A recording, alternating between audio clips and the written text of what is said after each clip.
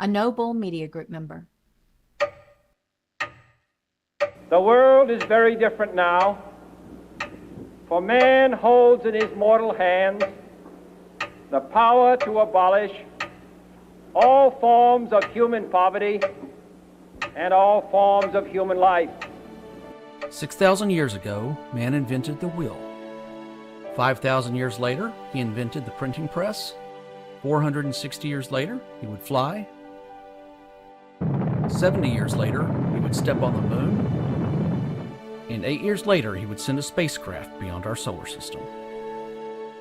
Today, we have computers which can think for themselves and robots that can dance. Properly utilized, today's technologies can bring an end to poverty, hunger, and even the need to work, or to make bombs that will end all life on Earth.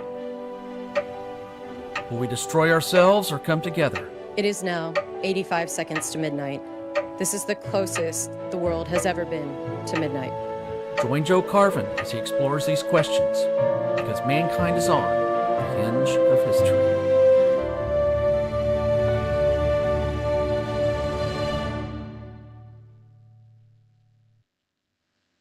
Hello, Joe. Hello, everybody. Welcome to the Hinge of History.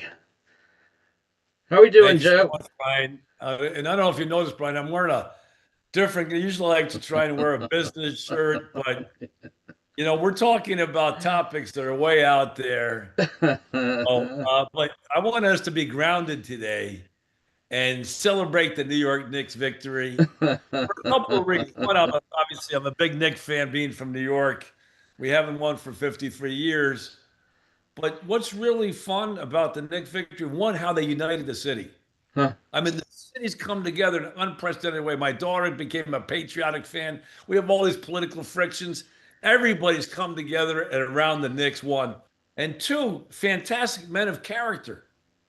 The captain, Jalen Brunson, gave up $113 million so other guys could come on the team and play alongside them to win the championship. I mean, Wow. So those are unheard of. So I just want to give a shout out to my Knicks and the men of character for the New York Knicks. They played good basketball, great basketball, team basketball, and everyone on the team contributed. So I'm walking a little higher.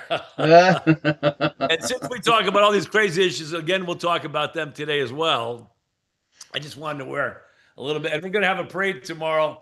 And it's fun because, well, I will say quickly, the games are too intense for me. So I turn the game off at halftime and go to sleep. And if they won, I watch it. If I don't, they don't. So my daughter called me after we won, and I went and had a few beers with her afterwards. So good family event. Well, I'm going to point out to that. So if anybody that knows that watches me on this program or any other program, I wear black. However, when my Texas Rangers win again, okay, go to the World Series, win the World Series, I'm going to have my Rangers shirt on too. So mark that one down. Mark that one down, Joe. That one down, exactly. Beautiful. Well, listen, we have another great show for you today, and ultimately, Brian, what I'm going to ask you to do is to show that first video on Demis Hassabis talking about AGI, if you wouldn't mind, and he's talking about the imminence of AGI, artificial general intelligence. So if you'd show that video. I'll do it right now. I'm curious, like looking at today with like Omni, for example, Yes. versus 3 years ago when Gemini was first released. Yeah. How have your AGI timelines kind of shifted? Has it gone according to plan, or has it gone faster, slower? I think it's gone according to plan. So a few years ago, you probably saw, maybe we even talked about in interviews, I used to say 5 to 10 years. Maybe that's 2 or 3 years ago. I think we're sort of exactly on track. And I would say my confidence interval is narrowed. So, Okay. These days I'm thinking it's 2030 plus or minus a year. Wow. Yeah. Okay. So 2030 plus or minus a year. That's soon. Yeah, very soon. How are you guys preparing, like internally? Well, at Google? we're first of all, we've done a lot of engineering work under the hood in the last year, which you see the surface of when we announce things like this. Mm-hmm. But actually, you could almost think the whole stack had to be rewritten to be sort of AI first, model first and now agent first. Right. So that's quite a big change from like normal software. And obviously there's all this huge infrastructure that serves billions of users every day at lightning speed, and that's all got to work.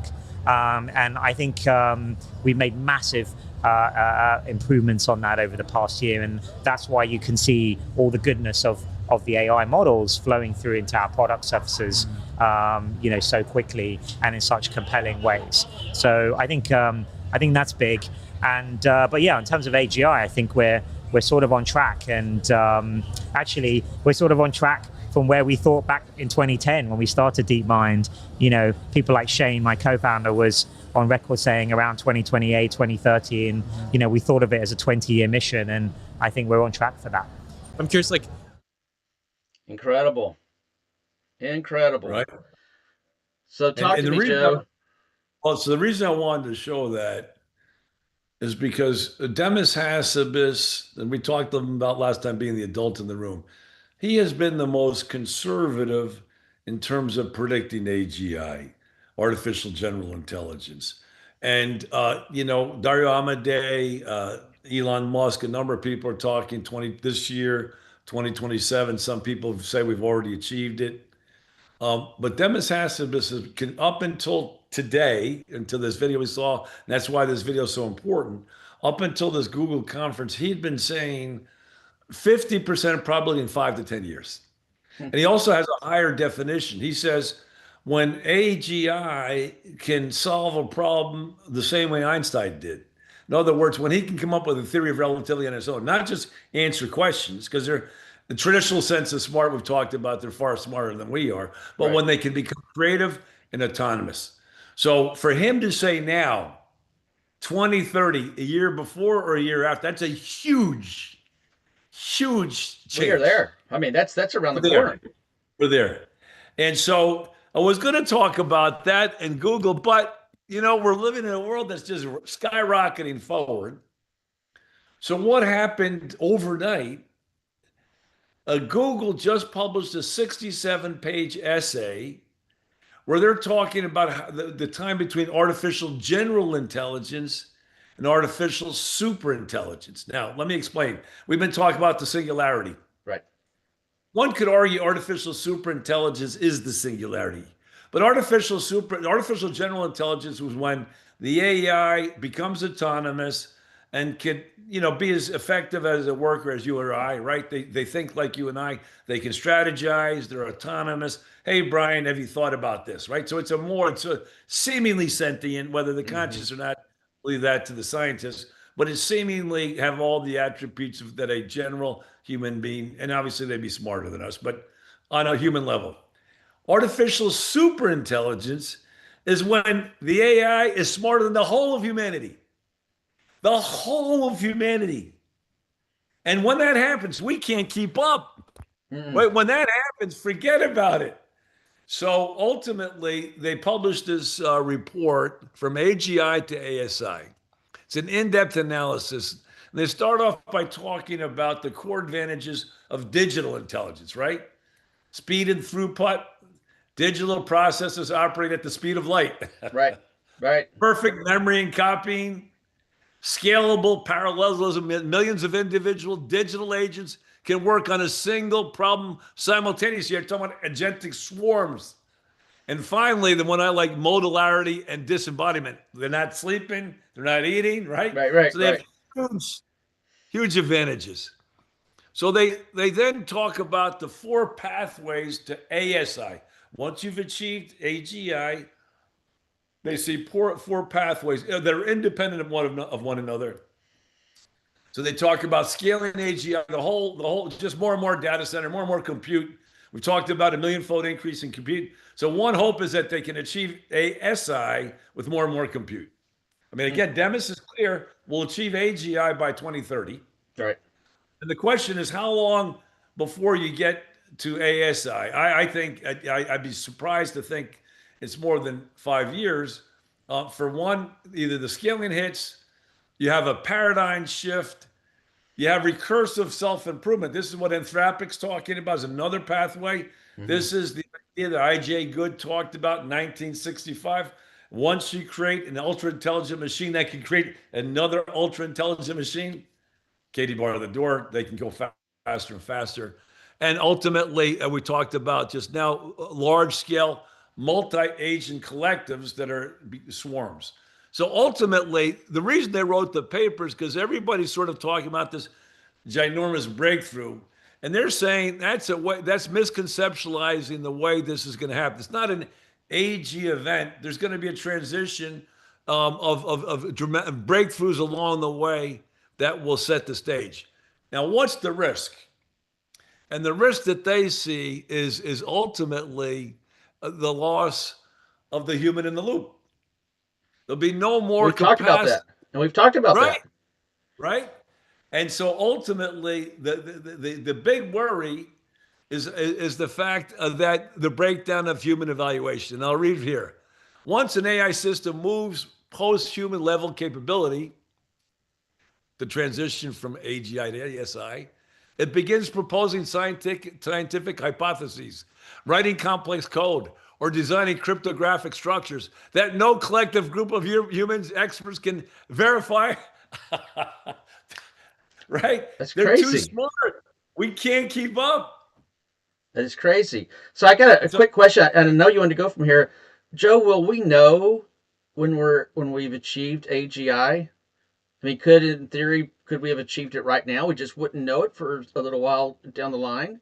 Some people argue that. So again, the way I look at it, Brian, there's really four AIs. You had perception AI, was basically Google search.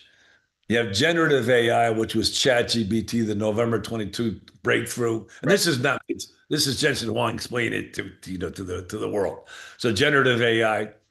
This is the big year. 2026 is the year of agentic AI. That's where you create an agent that ultimately it's a digital brain in your computer, and you can have it do whatever you want. Well, not whatever you want. You have to set it up. But what we can say, the CEO of McKinsey says we've got 60,000 employees, 35,000 human beings, and 25,000 agents. Hello, 25,000 agents. So at the end of the day, so ultimately, the third thing is agentic AI, and that's what everyone's seen. That's what Dennis Hansibus has seen. They're all seeing.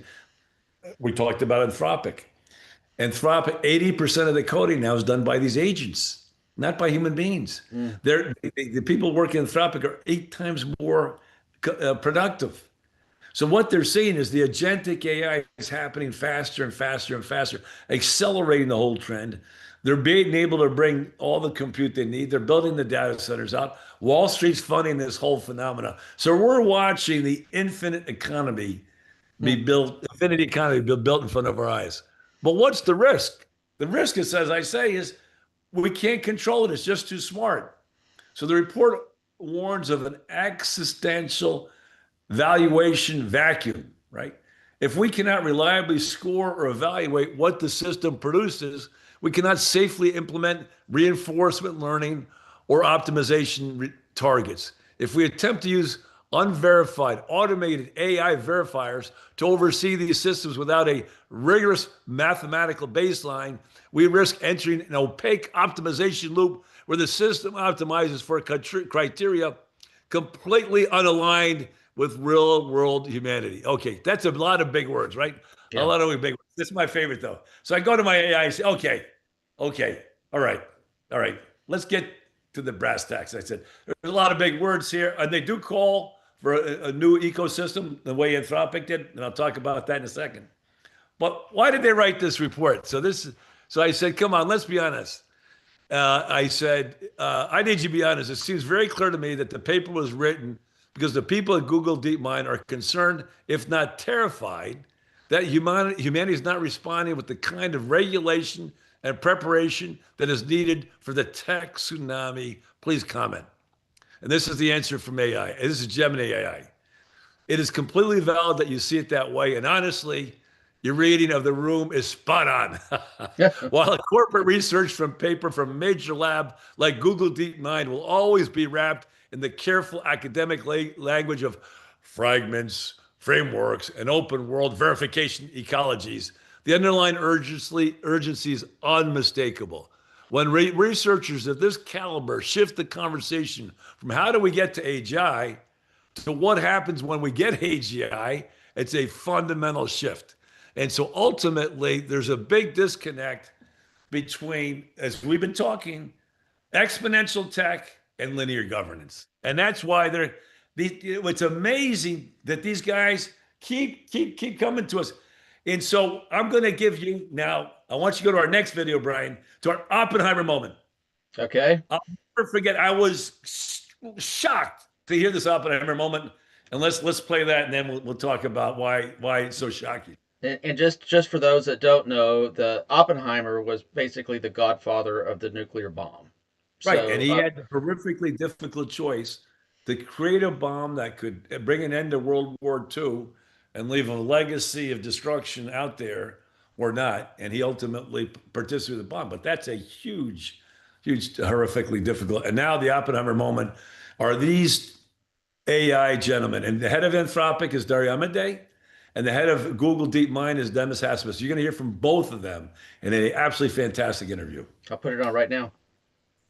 Can I ask you both of you actually, a more personal question about this? Because you are personally leading companies that are likely to be at the forefront of this. So the personal decisions you make are going to shape this technology. Do you ever worry about ending up like Robert Oppenheimer? Look, I worry about those kinds of scenarios all the time. That's why I don't sleep very much. I mean, there's a huge amount of responsibility on the people, probably too much on the people leading this technology. I think that's why us and others are advocating for, we probably need new institutions to be built to help govern some of this. You know, I talked about CERN. I think we need a kind of equivalent of an IAEA atomic agency to monitor sensible projects and those that are more risk taking. I think, you know, we need to think about the society needs to think about what kind of governing bodies are needed. Ideally, it would be something like the UN, but given the geopolitical complexities, that doesn't seem very possible.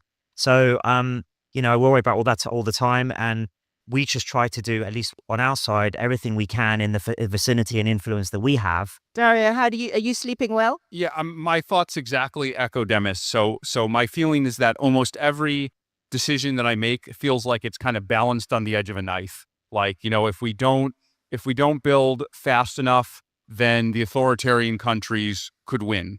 If we build too fast, then the kinds of risks that Demis is talking about and that we've written about a lot, you know, could prevail.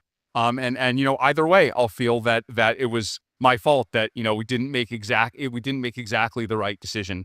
And I also agree with Demis that this idea of, you know, governance structures outside ourselves. I think these kinds of decisions are too big for any one person. We're still struggling with this, you know, as you alluded to. Not everyone in the world has the same perspective, and so, you know, some countries in a way are adversarial on this technology. But even within all those constraints, I think we somehow have to find a way to build a more robust governance structure that doesn't put this in the hands of just a few people. Wow. If that doesn't take the air out of the room. And they're right. I mean, how do you build some type of a governing structure that, I mean, it's not going to be the UN, and this is not a political statement at all, but it's dysfunctional. And it's very political. And I don't have an answer for that, Joe. I agree with them, but I mean, what do you do? I think there's a couple of interesting points. I want to finish the show talking about that. But for me, how often do you get business leaders calling for more regulation? Yeah, yeah. And how often do you get business leaders? I mean, these are men of integrity. These are men of, they're not doing it for the money, not even for the power. They're hoping to transform humanity, use this technology, these tools to help bring an end to poverty, hunger, disease, and the need to work. Yeah. And that's what, and again, Demis Hassabis is very clear, scientific discovery, the end to disease. But did you listen to what they said? Demis Hassabis, I lose sleep. He's losing sleep over this. He's terrified. Yeah. Larry Amodei, every decision he makes is on the edge of a knife edge. So the two of them fully appreciate and understand. Now, this interview was 18 months to 2 years ago. So what's really interesting now, right? And I think it would be fair to say, they haven't done enough to push the envelope they talked about CERN, which is a European entity that could be a model for going forward for regulation. But ultimately, you could say, but now Anthropic, they filed for an IPO on Monday and they came out on Thursday saying we need to pause.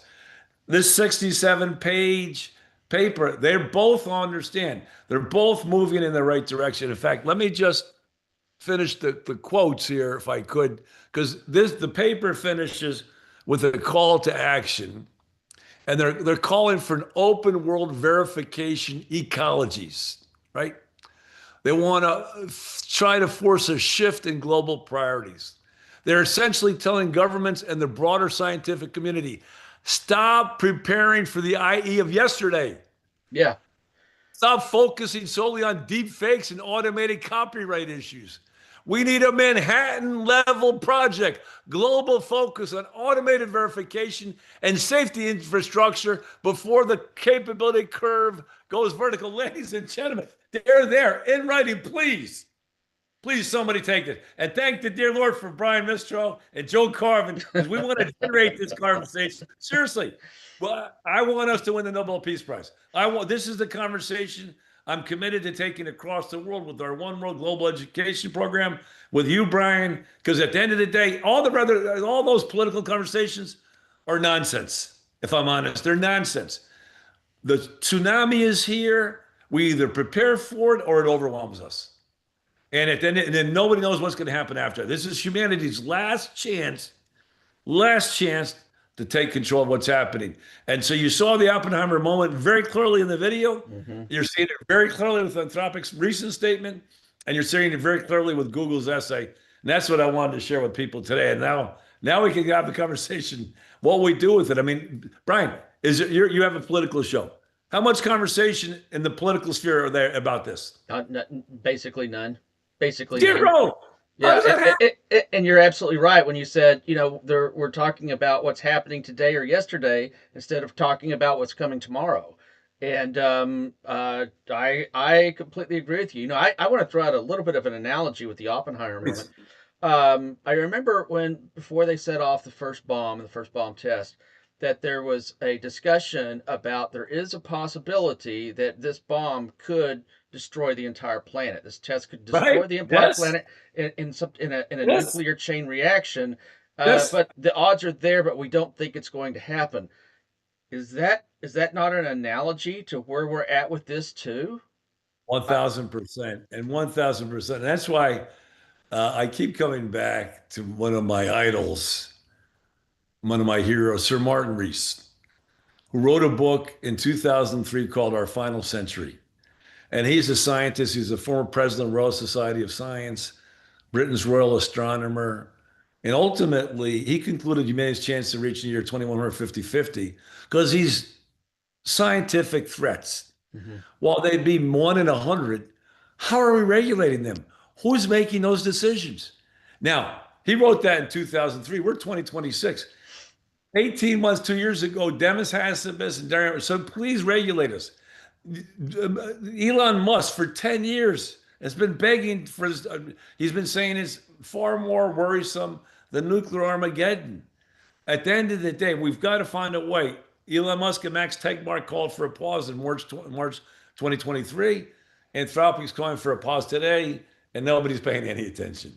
And this is what we call in our book situational awareness. And this is why I wish OpenAI and Sam Altman hadn't launched ChatGPT in November 2022, because the world wasn't ready for it, is not ready for it. So basically what happened, he launched this extraordinary tool on a divided world with two superpowers competing ferociously, with trillion-dollar companies, competing across the globe. And now, ultimately, each one's competing to be first. At least Dario Amodei and Demis said, well, I'd rather be running it. Hopefully we can get there first so we can help regulate. And we've been talking about how they've been trying to do that.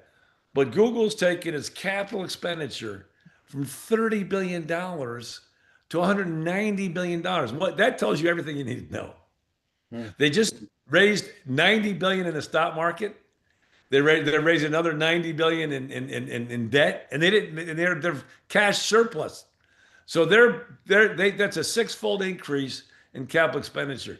They're all in on this race. So ultimately, this situational awareness, which is I can't pronounce his name, Mr. Aschenbrenner, kid that graduated Columbia at 19, went and worked for OpenAI as valedictorian, went and worked for OpenAI 3 years. He said they're not serious about safety, left, and in June 2024, he described exactly everything that's happening today.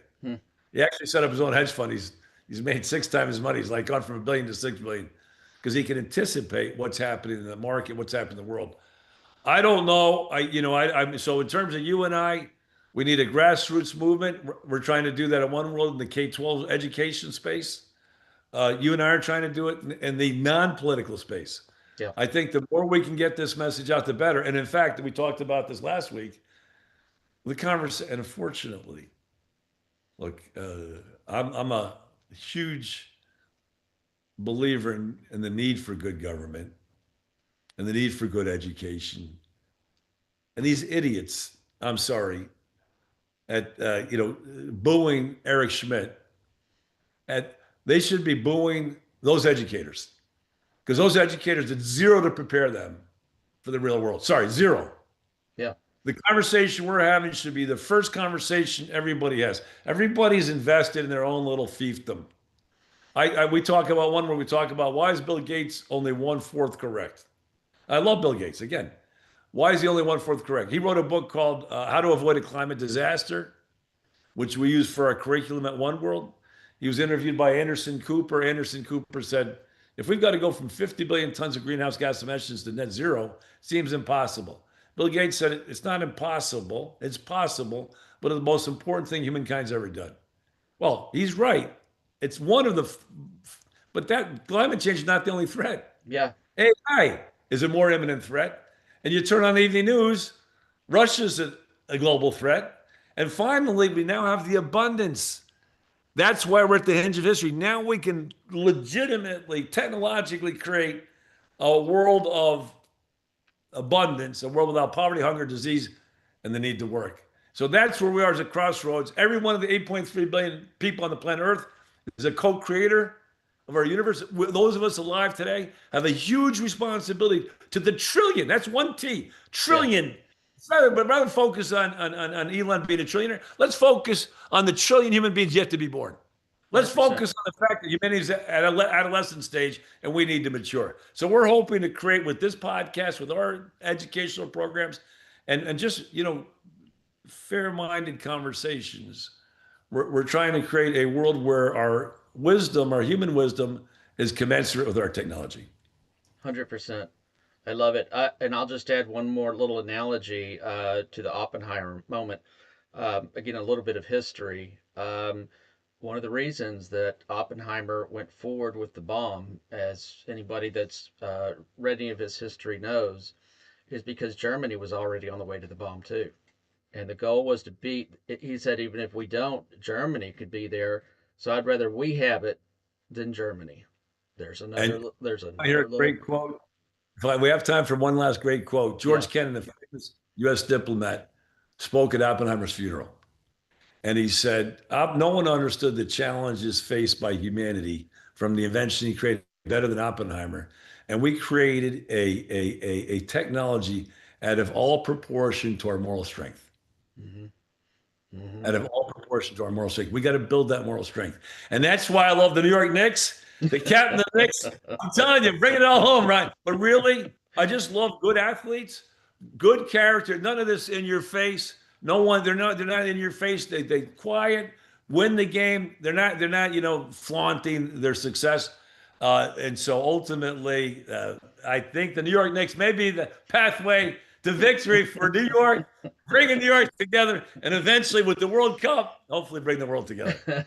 Let's hope so. Well, congratulations, New York Knicks. Everybody, thank you for joining us today. If you haven't already, please subscribe to our channel. It's free. You'll see this show, you'll see the lives and the recording versions. And if you've got a question, leave a question. If you like it, press the like button. We will read those on air and have done it many times before. But you won't just get this show. You're also going to get, if you enjoy politics, the political arena. If you prefer more kind of deep dives where it doesn't get kind of that raw political, venue, then we've got Restoring the American Dream. And it looks like we're going to have 2 more programs that will be starting soon. I hope to be able to announce those pretty soon. Joe, thanks again for a wonderful, wonderful show. I do believe we will not be having a show this next week due to your travels. That's correct. Okay, so we will see everyone not this coming Monday, but the next Monday. And again, watch these. Drop us some questions because Joe and I would love to talk about them on air. Thank you, everybody, for joining us. We'll see you next time. You've been watching Joe Carvin's Hinge of History. The No Bull Media Group is available on all major social media platforms. Make sure to give us a follow where you can watch this show and many others. A No Bull